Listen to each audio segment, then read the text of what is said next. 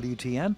This is the program for our non-Catholic brothers and sisters. Maybe you're tuning into us for the very first time. You as a non-Catholic, you as a former Catholic, and you've got questions that you would really like to get answered on this program. We are here to help you. Here's our phone number, 833-288-EWTN. That's 833-288-3986. If you're listening to us outside of North America, we have a number just for you. Dial the U.S. country code and then 205-271-2985. We hear from people really all over the world on this program, and we're very delighted to take your call today. If you would like to send us an email instead, you can certainly do that. The address, ctc@ewtn.com, ctc@ewtn.com. Charles Beery is our producer. Matt Gabinski is our phone screener. Jeff Burson handles social media. If you want to ask a question via YouTube or Facebook, we are streaming there on both of those great platforms. Just put your question in the comments box. Jeff will see it. He'll shoot it to us here in Studio One, and we'll hopefully get your question answered on today's program. I'm Tom Price, along with Dr. David Anders. Tom, how are you today? Very well. How are you, my friend? I'm doing decent, thank you. Heard today from someone that you know very well. He is the general manager of our, actually the executive director of our affiliate in Portland, Modern Day Radio, Patrick Ryan. Fantastic. He said to give you his best regards. They're celebrating their Fund Appeal this week, and he remembers when you climbed to the top of a waterfall in Portland. Multnomah Falls. Yeah, it was a very memorable experience. It was raining, but I've been told that it's always raining in Portland. So, it's astonishing the number of people that decide to go hiking on a rainy day. But it's a beautiful scenic location, and I'd always wanted to visit. And they were kind enough to take me out there, which I deeply appreciated. That trip, I remember very well going out there. So it was a real delight to be with the folks at Modern Day Radio. Very cool. Well, support your Catholic radio station, one of the pioneer Catholic radio stations here in the United States. We're going to lead off with a very candid email. This is really kind of... what's the word? Revelatory, I guess. Barry in West Virginia, who says, fear. That is one thing that is stopping me from becoming a Catholic. I'm afraid what I might be asked to do, and that I'm in for more suffering. And what if I don't have enough faith? And I'm only joining to stay out of hell, and not because I love God. Yeah, thanks. Right from the heart. Yeah, this is good stuff. Okay. So in terms of what you're asked to do, I can address these one at a time, right? Mm-hmm. In terms of what you're asked to do, in one aspect, you're asked to do very little, and in another aspect, you're asked to do everything.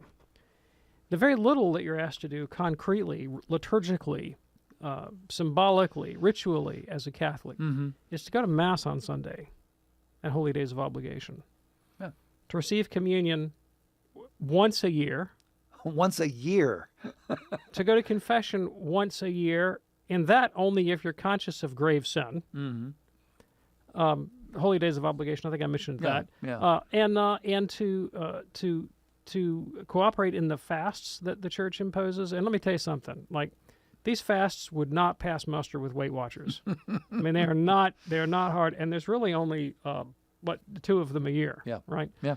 And then during Lent, you don't eat meat on Fridays.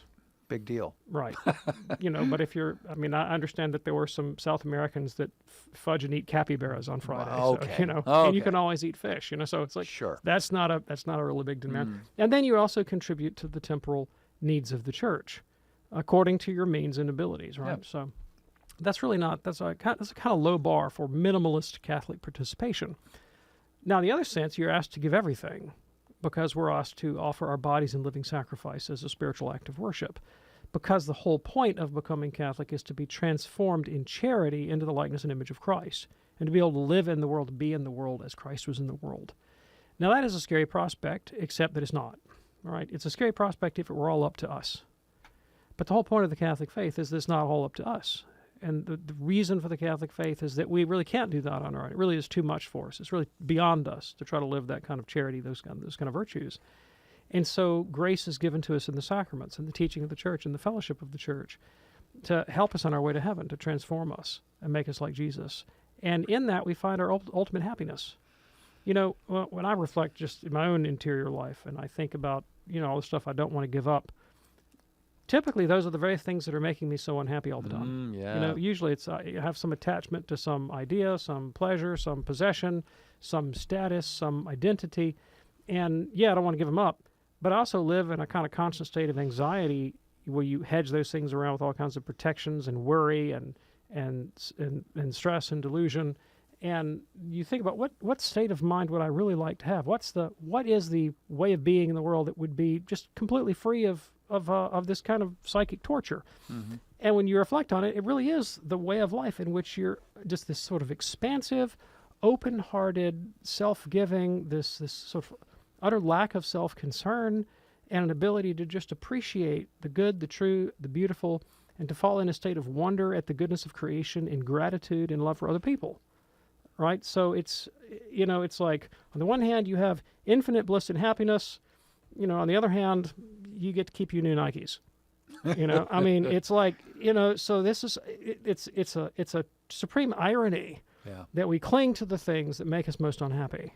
Yeah. And the Catholic faith is there to help liberate us from our own narcissistic self-concern and invite us into a life of infinite bliss. So that is also kind of the answer to the question of doing this only to go to heaven, right? But the path to heaven is to start living heaven now. Yeah. To begin really opening yourself up to the transcendent wonder of being that can enliven your experience even now and illuminate it into something glorious. Wow, and we really appreciate your email there. If you would like to send us an email for a future show, the way this person did, well, here's what you do. Send it to us as an email to ctc@ewtn.com, ctc@ewtn.com. And again, a thank you to Barry in West Virginia for his email. In a moment, we're going to England and talk with Matthew watching us on YouTube today.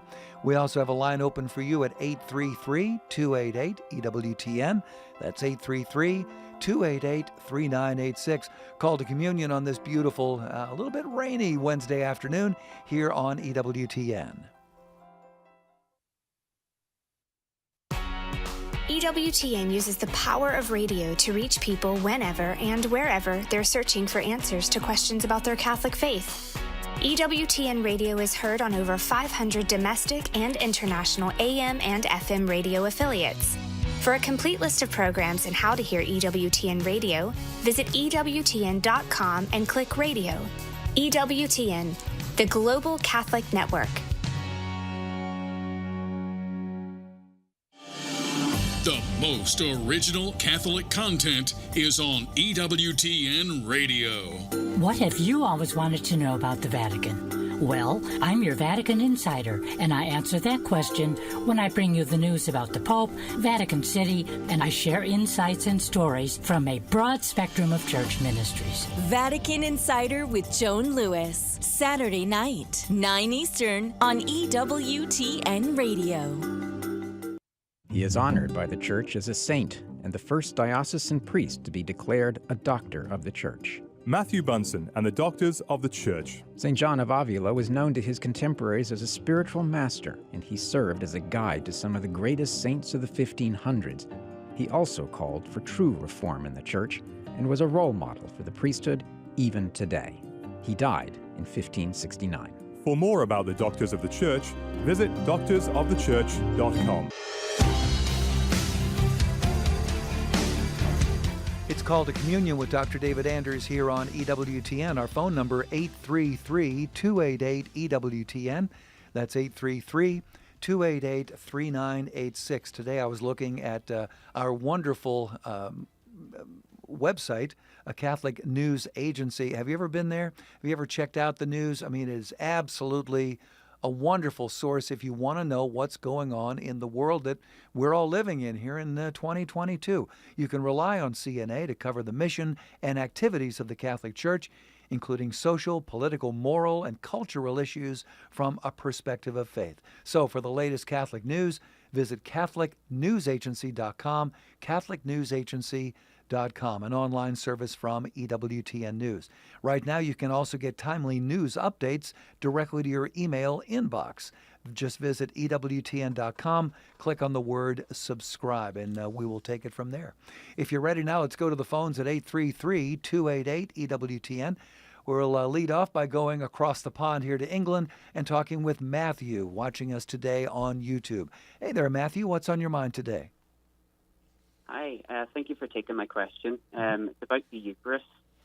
I'm very happy to be corrected if my understanding is a little bit iffy, hence the question. But I understand that the Eucharist is the body, blood, soul, and divinity that we see in Mass and at adoration, etc. But I've also heard it be described as the representation of the separation of the body and blood, and the body offered and the blood shed for us.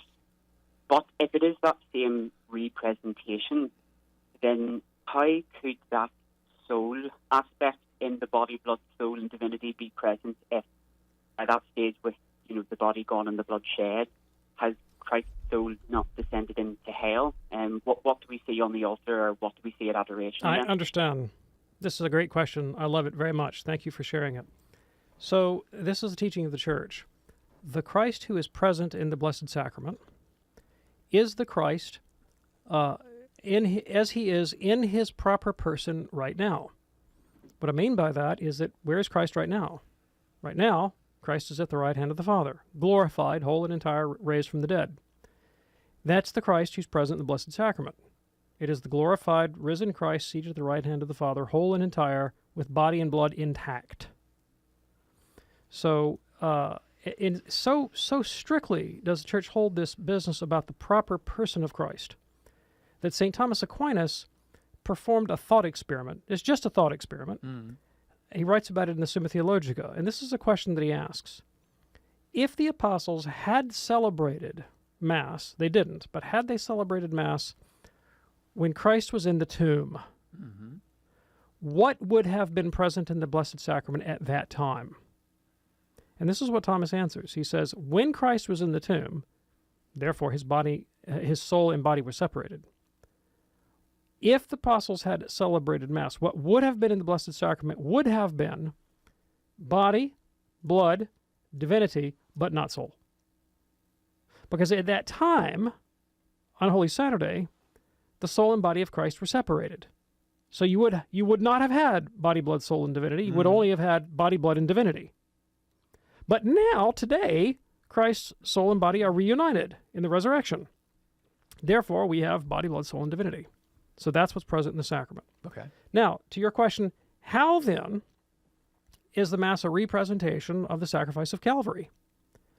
Well, this is what the Church says. If you look at Pius XII in his encyclical Mediator Dei, he says that through the double consecration of the elements, you have bread over here, wine over there, they're consecrated, become body and blood of Christ, but the elements remain apart. You still have the consecrated host, you have the consecrated chalice over there.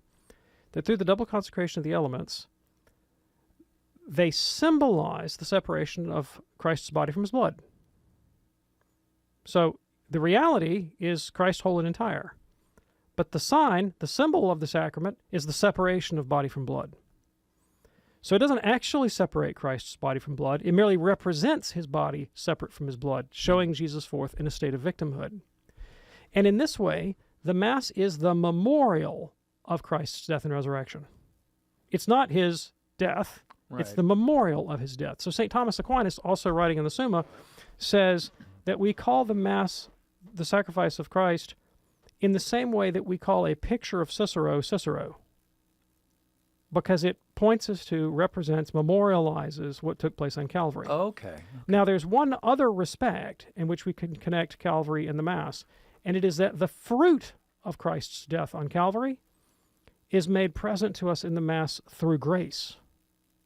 And so by our attendance in Holy Mass, we participate in the death of Christ through sanctifying grace, and we ourselves become conformed to Christ's death, made able to offer ourselves in imitation of his august sacrifice. Second Vatican Council says the faithful are to be taught that they offer the divine sacrifice, the immaculate victim, not only through the hands of the priest, but also with him, and they offer themselves along with him.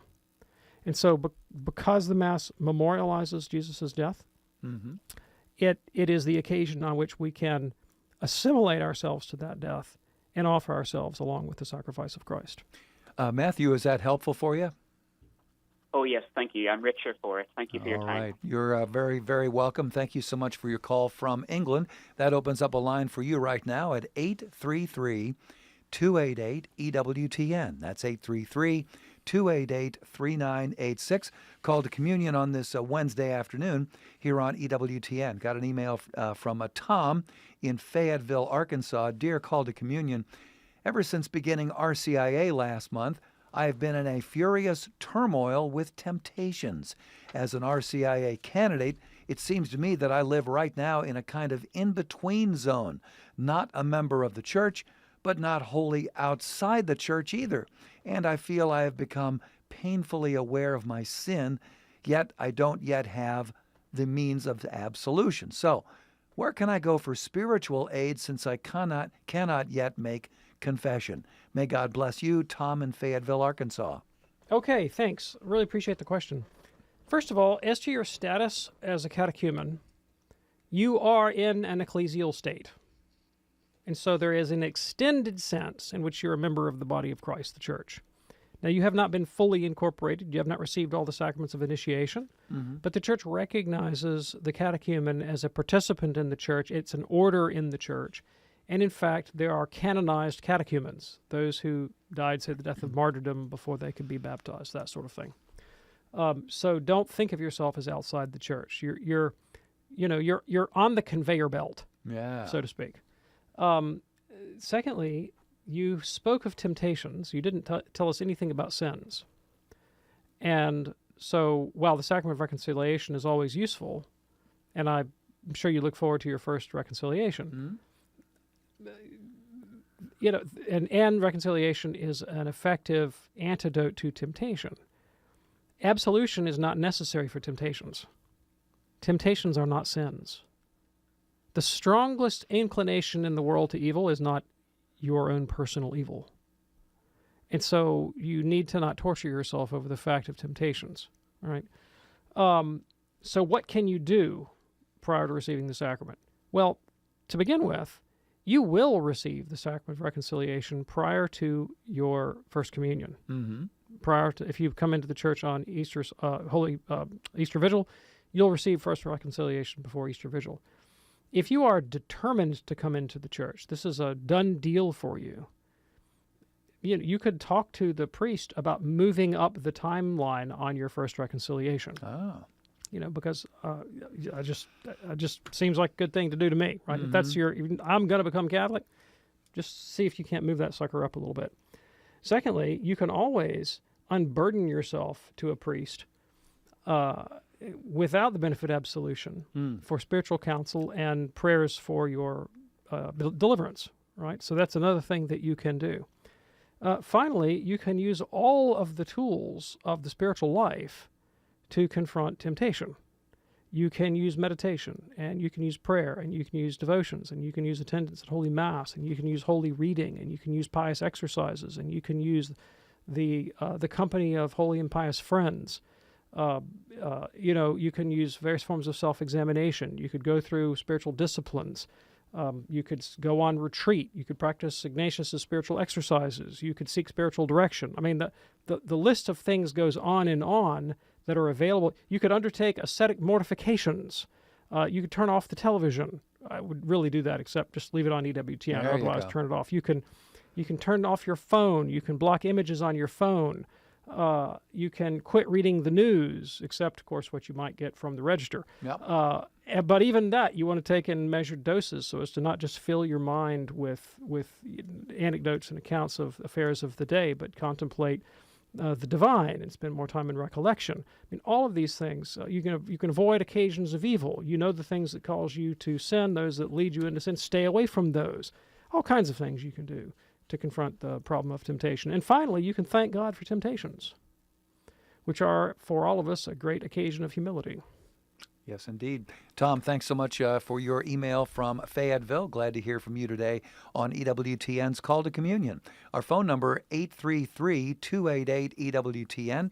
That's 833-288-3986. We're going to go to a call that we received during the overnight hours on the EWTN listener comment line. Hi, Hi, my name is Michelle. My question is the importance of infant baptism. I myself am a Catholic, but I am engaged to someone who is a self-proclaimed atheist. Now, he grew up Catholic, so he basically got the works done. However, the works done as in, like, he got all of his sacraments done, with the exception of marriage and anything that follows that. But we've gotten into the discussion of allowing our children to decide, or maybe waiting till they're a little older. What do we have to say about that in the Catholic faith? Yeah, thanks. I really appreciate this question. So, would you let your children decide, say, when they think would be a good time to go to school or to begin to read? Would you let your kids decide when is a good time to learn to, say, practice fairness, right, or forgiveness? Would you let your children decide the proper time to be vaccinated against infectious disease? You know, I can remember when I was a child, a little small child, my mother would take me to my pediatrician for my shots, for my vaccinations and boosters. I did not want to go. And they used to draw blood, you know, from your toes and heels and stuff when you were a little bitty kid. And I remember, like, clenching all of my fists so that they couldn't prick my finger, and balling up my toes so they couldn't get to my toes, and screaming bloody murder. And the doctor would have to call in, like, 2 nurses with straitjackets and pin me down, and I was not going out without a fight, you know. They did not leave it up to me whether I was to obtain medical care. And by golly, I was not going to get medical care if it killed me. You know? Would you leave those kinds of decisions up to your children? Of course not. Of course you wouldn't. And the position of the church is that, look, the moral life is not, let me back up. If you go to college and you take a philosophy course in ethics, all right, it's all kinds of stuff like, you know, if you know, the trolley dilemma, you know, here comes the trolley down the train, it's going to hit this guy on the track, and you can divert the train, but if you divert the train, it goes and hits this other guy, and, you know, you're going to kill 2 people over here, 1 person over there, and do you pull the lever? And these impossible scenarios that never actually occur. And that has practically nothing to do with the conduct of the moral life, which from the Catholic point of view is really nothing other than the development of habits of virtue. It's not about coming up with bizarre, abstract thought experiments about hypothetical scenarios. Moral life is about learning concretely to habitually do the right thing in different circumstances. And as such, it's something that is like learning a foreign language. It's best acquired in childhood. And the form of our virtues is conditioned by the presence of grace in the church in our life. So justice, as practiced by a Catholic in the state of grace who's formed in the teaching of the church, has a slightly different character to it, different quality to it, than, say, justice practiced by an atheist. Compare, say, John Rawls' account of justice and equity to that of St. Thomas Aquinas, and you'll find that one is far more sublime, far more noble, the other far more utilitarian in their outlook, right? And so the whole conduct of the moral life is something that grows and develops throughout the course of one's life and is nurtured in the context of a family, and not your family only, but the family of the church. And so the consciousness of growing up as a child of God, in communion with Christ, in communion with his body, the church, forming his moral sentiments around the narratives of salvation history, conscious that he is a participant and belonging to those very same narratives, that the story of the Bible is his story or her story, and the grace of the sacrament that's shaping and conforming him to those realities from infancy on. Yes, it makes a substantial difference to the outcome of the moral life. I mean, I have a colleague at work who can remember being like 5, 6 years old and evangelizing out of his window at passersby on the streets, you know, and his father was a deacon, and he grew up in and around the liturgy and hanging around the altar and working in church picnics and other things. And it's conditioned his entire personality, because that's the way personalities are formed. Sure. Right? And so what you want for your child is the most robust assimilation of the moral life of the church and the life of grace and the experience of Christ that can penetrate the personality and bring them to perfection. what is the saint? Holy Little Nellie of Holy God. Oh, yeah. Remember Little Nellie of Holy God? Yes. She's a 4-year-old, I think, Mm-hmm. who's a canonized saint because of her deep love for the Eucharist that she expressed before her death when she's 3-4 years old. Yeah. Wow. Great call, though. Thank you so much for that call. In a moment, we'll talk with Jack in Pensacola, and we've got some other calls standing by. Matt is screening those quick as he can. Couple lines open, though, for you at 833-288-EWTN, 833-288-3986 for Call to Communion. Stay with us. We pray because we want to come into union with God. He wants to breathe His life into us, and we want to accept that life, because in accepting that life, we begin to experience the abundance that He has in mind for us to receive. Pray to God. Lift your praises high to God and present to Him every supplication that you might find the grace you need for the present moment that He presents to you. Everything good comes from prayer, says Mother Teresa of Calcutta, and so it is true. And now, the EWTN Family Prayer with Father Joseph. Family, a prayer that we pray together is a powerful prayer. So please pray together with me our EWTN Family Prayer. Today we pray for those with dementia. Heavenly Father, we worship You, who are the author of all life. You have made us in Your image and likeness, and thus have given all men and women a dignity greater than all of the rest of creation. Give light and grace to those suffering with dementia. Turn this time of mental confusion into a period of spiritual enlightenment and clarity in the depths of their souls. Help those who are their caregivers by making this a time of great grace for them. Amen. Call to Communion is on YouTube. Search YouTube to find the EWTN YouTube channel, so you'll never miss an episode of our show or any of your favorite EWTN radio shows. Hi, this is Cy Kellett. Father Sam Keys joins us later today on Catholic Answers Live for Ask a Priest. Catholic Answers Live, 6 p.m. Eastern on EWTN Radio. Now, back to Call to Communion with Dr. David Anders.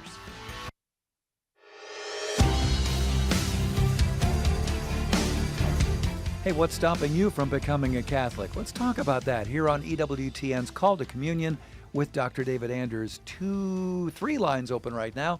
3 lines open at 833-288-3986. So if you call right now, we can hopefully get you on today's program, 833-288-EWTN. Earlier in the program, we mentioned that the Pray from the Heart Fall Share-a-thon is going on right now at the great Mater Dei Radio in Portland. You can certainly check them out by going to materdeiradio.com. Find out all about their Pray from the Heart Fall Share-a-thon going on this week. Also happening this week is Holy Spirit Radio, our longtime prayer partners out there in Philadelphia, WCOJ AM 1420 in Coatesville, and WISP AM 1570 in Doylestown in Bucks County there.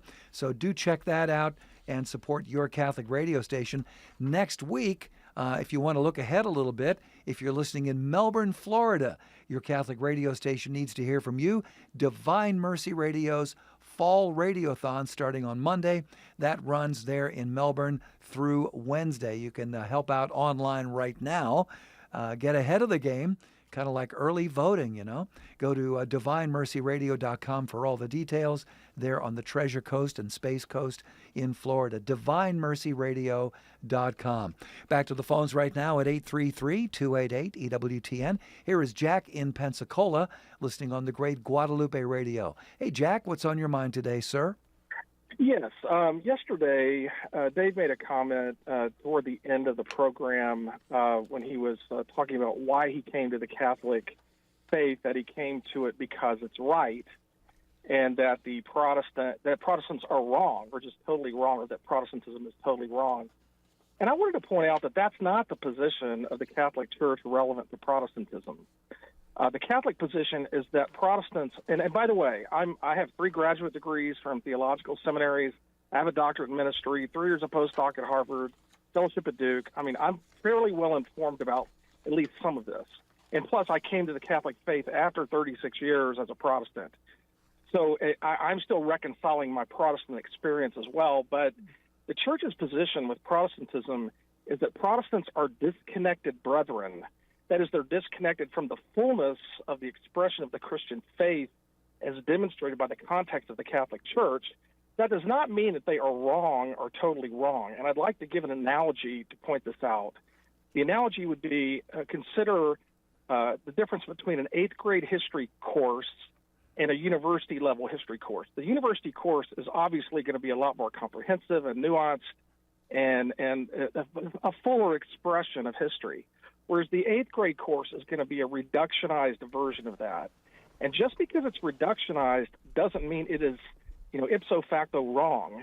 It just means that it does not have the fullness of expression that the university course has. And I think that would be a more accurate. I think there is a lot of dichotomism and sort of cultural tribalism that's built in a lot of sort of past Reformed Presbyterian billy clubism that's being hammered on Protestants and on Luther that is just not justified. And by the way, I also did my second master's degree with an emphasis in Reformation church history. I studied Luther too, and I really think we're getting it totally wrong when it comes to Luther, because his intent was never to destroy the institution of the Catholic Church. His intent was to inform it, and he had to be radical in terms of his emphasis in order to get the attention of a very corrupt church at that time.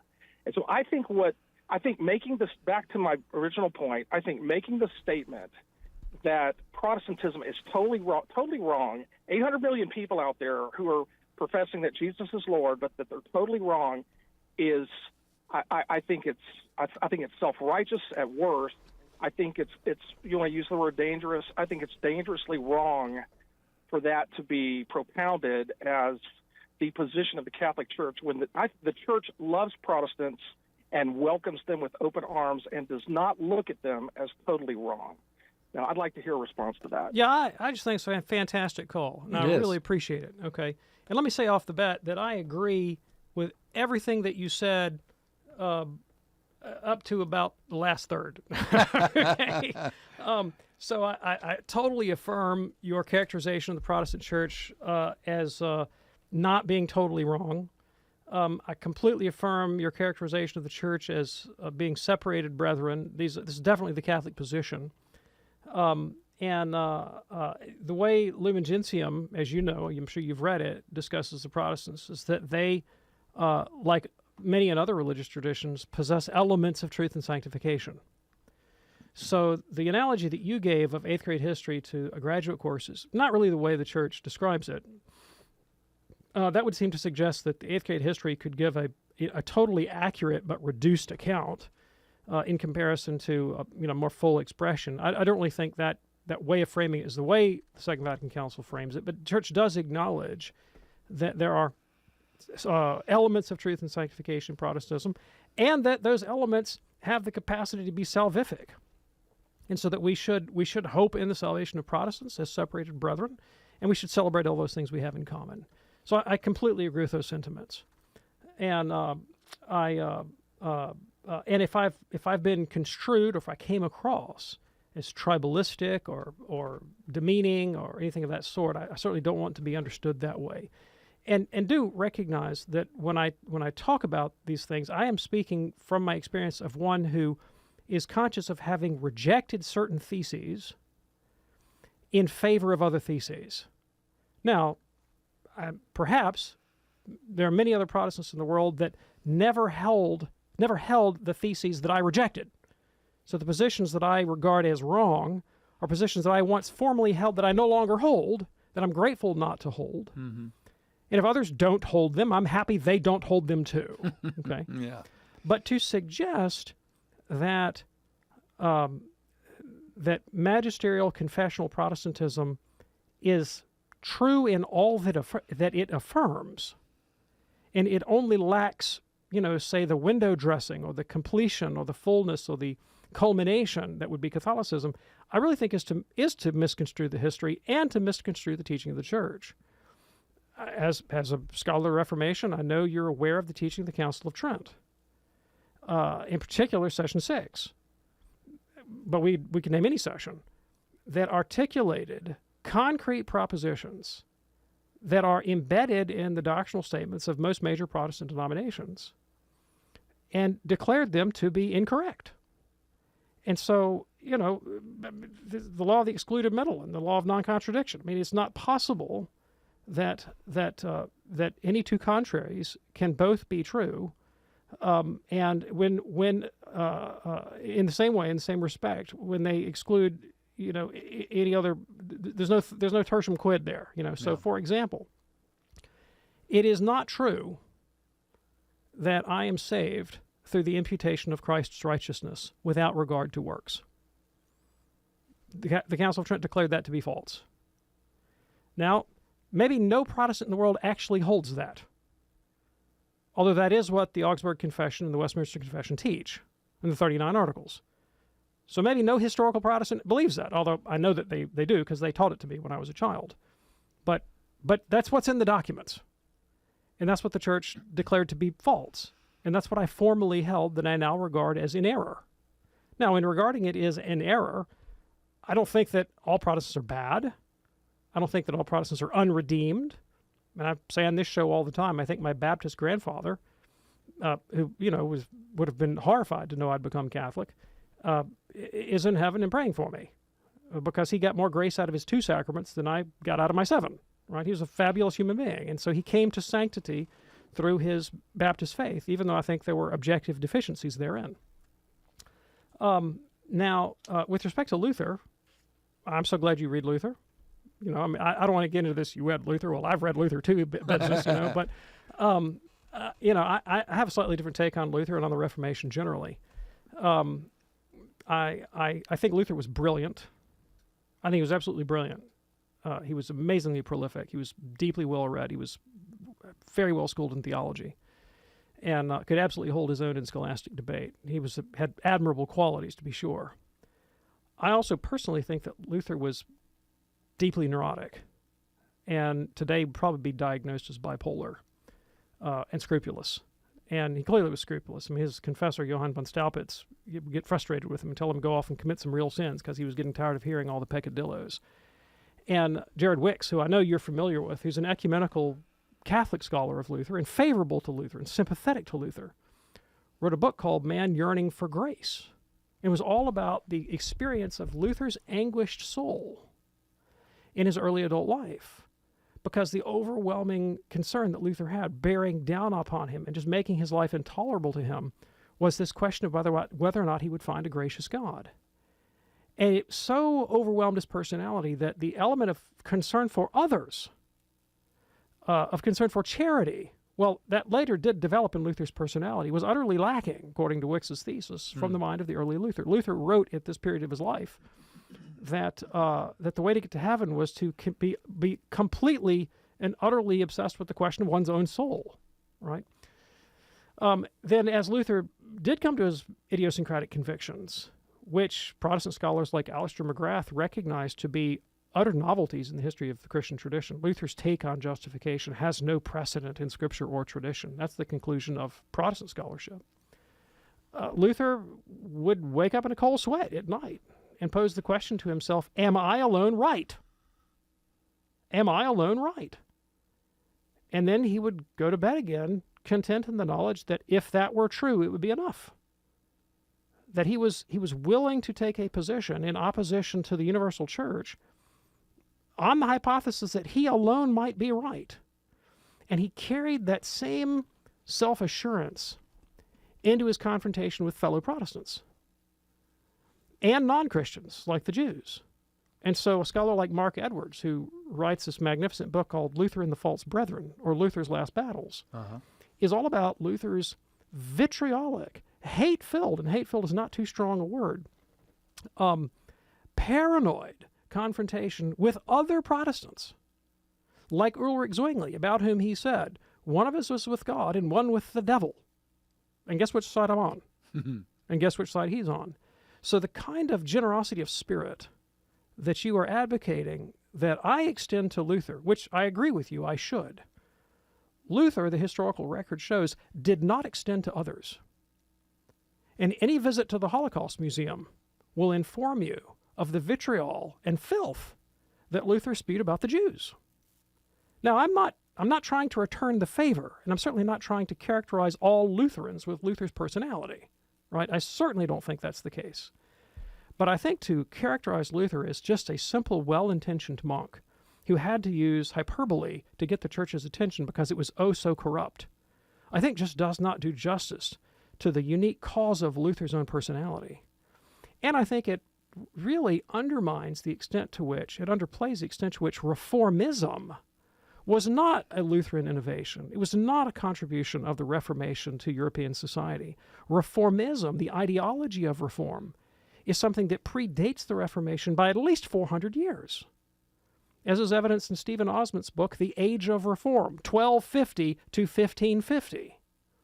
Born out of the Cluniac reform of the monasteries, the Hildebrand reform, Pope Gregory VII, the mendicant reforms of the Franciscans and the Dominicans and Luther's own Augustinian hermits, the flowering of late medieval mysticism, all of this is precursor to the Reformation. All of this is inspiring movements of reform, a desire to get back to the Christ, back to the sacraments, back to the moral life, back to the essentials. A character like Jean Gerson, for example, or Pierre Dailly. Gerson, profound influence on John Calvin's own spirituality, Catholic reformer, articulating many of the same criticisms, although coming to very different conclusions. Erasmus himself, Luther's great opponent in the Reformation, a profound critic of church corruption, deep proponent of Reformation, but not of Lutheranism, precisely because he thought it was in error concerning fundamental questions of man's salvation, in particular the freedom of the will. Really, really do appreciate your phone call from Pensacola. Thanks so much for it. I think you would enjoy having a cup of coffee. We need to go have coffee. Definitely. All right. Or German beer. In honor of Luther. That would work too. Call to communion here on EWTN. Be sure to join us for a Catholic Connection tomorrow morning with Teresa Tomeo. That'll be at 9 a.m. Eastern right here on EWTN Radio. Tomorrow, Teresa talks with Jeremy Christensen about his conversion. Talk about a big jump from Mormonism to Catholicism. That's a leap. Do check it out tomorrow morning, 9 a.m. Eastern, right here on EWTN Radio. Let's go now to Brandon in Tulsa, listening on the great Oklahoma Catholic Broadcasting. Hello, Brandon. What's on your mind today, sir? Yes. I went through RCIA, became fully in to the Catholic Church, received the Eucharist. I went to confession regularly. Mm-hmm. But I ended up leaving the Catholic Church back in 2011. And here recently, for the past 2 months, I've been going to Mass. I've been going to confession. But my question is, what do I need to do to start receiving the Eucharist again? Is there something special that you need to do? Oh, you've done it. You've done it. All you got to do is go to confession. I presume that when you came back to confession, I presume that you confessed that you had not been in Mass since 2011. So, Yeah. Like I did this, and oh, by the way, I hadn't been to Mass in, 10 years. Yeah. You got absolved from that, and you're done. That's it. You're good. You're back. Welcome news. back. Yeah, welcome back, Brandon. Good to hear from you. Let's go now to Bob. Bob is in Washington, listening on the EWTN app, a free download. Hey, Bob, what's on your mind today? Hey, okay, I had to run back to the phone real quick. You answered part of my question from the previous caller, because I was calling about Luther. I find Luther to be a very fascinating person, and I'm almost slightly insulted when you call him neurotic, considering he was being chased around by people trying to kill him. Doc, you'd probably be neurotic too if that was happening to you. Fortunately, he was saved by friends and died of old age, but a lot of his other colleagues or people involved with the same situations were burned at the stake. I think the Bible can be read in more than just the way the Catholics say it should be read. Oh, yeah, absolutely. I love this question. Thank you so much. So, first of all, I completely agree with you that running around trying to escape assassination or execution would be enough to send anybody over the wall, right? I mean, Yeah. that's no doubt. And I absolutely don't countenance that and have no interest in defending that aspect of the Church's history. In the 16th century, you were going to be killed if you were on the wrong boundary line in the Reformation debates. So if you were in England, the English were going to kill you if you were Catholic. If you were in France, the Catholics were going to kill you if you were Protestant. If you were in Germany, it depended on which princedom, which region you were in, cuius regno, cuius religio, whoever was the prince in power, his was the religion that was dominant, and you could lose your head or gain it by crossing over a boundary line. So that was kind of typical for the whole era. Thank God we don't live in the 16th century anymore. It was an awful time to be alive with respect to that kind of interreligious warfare, and we all decry that and think it's terrible. And you're absolutely right. That would make anybody neurotic.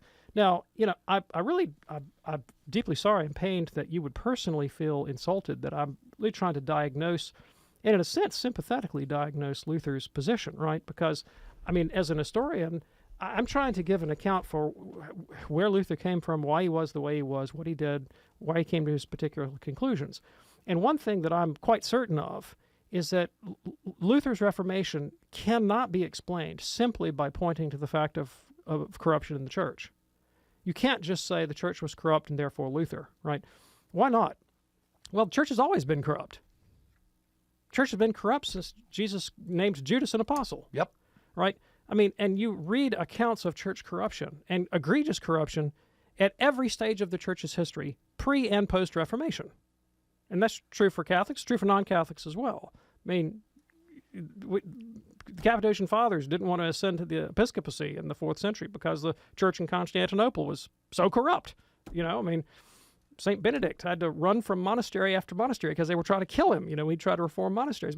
You find this kind of problem in every era. So if corruption were a sufficient explanation for Luther, then you would have a Luther on every block, right? There'd be a Reformation a day because you're never going to root out the problem of corruption. And the fact of the matter is that the impulse to reform as a mass social movement was something that predated Luther. It's something that started several centuries before Luther, and Luther belonged to a reforming order of Augustinian monks. His whole religious order was grounded in the ideology of reformism. So it's not something that Luther made up. Right. So how did Luther come to his really peculiar theological convictions about nature and grace and the freedom of the will and the arbitrariness of God's predestinating grace, right, that so offends human reason? And I'm not saying it's offensive. Luther said it was offensive. Luther himself, in The Bondage of the Will, talked about how offensive his own doctrine was, in that he claimed that God would arbitrarily elect some to salvation and others to damnation in a way that would seem to contravene every intuition we have about justice. And Luther, had a response to that. But he recognized that his position would appear irrational to others, and he said that reason he considered to be a whore and the worst enemy of truth. So what is it about his personality that brought him to these really dichotomistic, bombastic, fideistic, irrationalist positions? And these are not my terms. This is how he described his own position, right? How could he come to such ideas and affirm them with such bombast and with such vehemence? And I think the best historical explanation from the data, and I would point you to the biographies of Luther and his own self-description. Luther said that he did not learn his theology from books, that he did not learn it from reading and studying, but by dying and being damned. This is a quote. I'm quoting him. And that he went where his Anfechtung led him. Anfechtung means depression, anxiety, angst. And we're not talking about after 1520. We're not talking about after the papal bull Exsurge Domino that called for his arrest and excommunication. I'm talking about the young Luther, the teenage Luther, the young adult Luther, the Luther of the 95 Theses and the Scholastic Disputations. I'm talking about the Luther of the Three Treatises, the Luther of the Leipzig debate, the early Luther, who described his own experience of one of unremitting psychological torture, all right, and who said that he didn't need to go to purgatory because life itself was a living hell. And he's not talking about running from the Pope. He's talking about his own tortured interior life, his experience of angst and depression and anxiety that drove him, he admits, he freely states that he theologized out of his own tortured psychological life. This is Luther's own self-report. I'm not making this up. So if you want to read Timothy George's book, The Theology of the Reformers, he has a great description, so short, few paragraph description in that text about Luther's testimonies about his own Anfechtung and the place that it took him in his theology. Heiko Obermann's book, Luther, Man Between God and the Devil, is a magnificent biography that sets him in his larger spiritual, theological, philosophical context and gives you a sense of the measure of the man and his incredibly apocalyptic worldview and a sense of being engaged in a cosmic battle between good and evil at which he was the very center. I mean, this is the personality type that I'm trying to understand, right? And I do this because I think it's good history, and I think it's just the way the thing flowed out. Now, I don't think every Protestant was like that. I don't think every Protestant had Luther's incredible and idiosyncratic personality. I think Luther happened at a point in time, and he created an occasion for a social movement, and he created a propaganda trope that was very effective in rejecting the Catholic position and rejecting Catholic hierarchs and Catholic princes and Catholic kings. And it came at a key hinge point in European society. But I certainly don't think that every Protestant was like Luther. This is kind of the Luther show today. Well, kind of it is, and it's prompting me to say something here, and that is, this is kind of the era where some people are very quick to say, "Oh, you're judging me," or "You're judging that person." You're not judging Luther at all. What you're doing is reporting on what you've discovered in your own research. I'm reporting on what Luther says about himself. Yeah. But this is how Luther describes himself. Yeah. He talks about how he would pass from these states of like extreme psychological distress to ecstasy. And, he would have these massive manic highs and these terrible depressive lows. And so when I characterize Luther as bipolar, I'm just going from his own clinical description of his own behavior. Sure. And that his admission that this was the crux, this was the mortar and pestle out of which he ground his own theological analysis of the human person. Wow, a lot to unpack, and I'm really, really glad that you have unpacked it. Bob, thank you so much for your call. I'm glad that you're listening to us there on the EWTN app. Just one of those things that we need to, come back to time and time again, and we're very glad to do it on this program. I got to tell you, I got a Lutheran pastor, he knows who he is, he might be listening today, who writes me all the time and reminds me, not all Lutherans are like Luther. And that's a good point. And I'm like, he gets it. I'm like, I know. And that's good for me to remind other people. In characterizing Luther's personality, I'm not trying to throw Lutheranism under the bus. No. I'm not even trying to throw Luther under the bus. I'm just trying to understand the man. And that's where we are. All right, Dr. David Anders, appreciate that, and thank you, sir. Thanks, Tom. We do this program Monday through Friday, 2 p.m. Eastern, here on EWTN Radio. You can also check out the encore if you're listening in the evening, and that would be at 11 p.m. Eastern, 8 p.m. Pacific time. Check out the podcast anytime you wish by going to EWTNradio.net.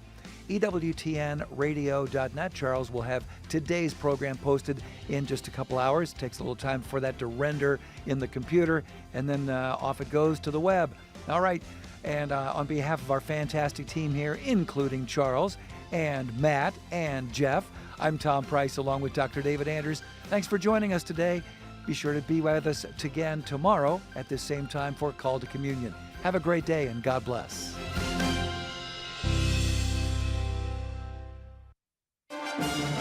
The most original and exclusive Catholic content is on EWTN Radio. I don't like looking back. I prefer to look forward and keep moving forward. There's plenty to cover. I